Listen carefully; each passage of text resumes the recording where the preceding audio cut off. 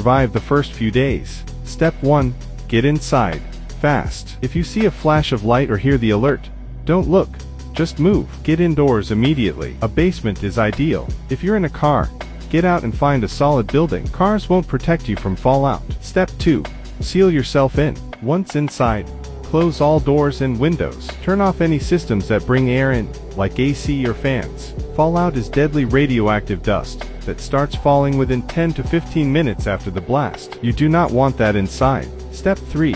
Stay put for at least 24 hours. Radiation is strongest in the first day or two. Shelter deep inside a building, ideally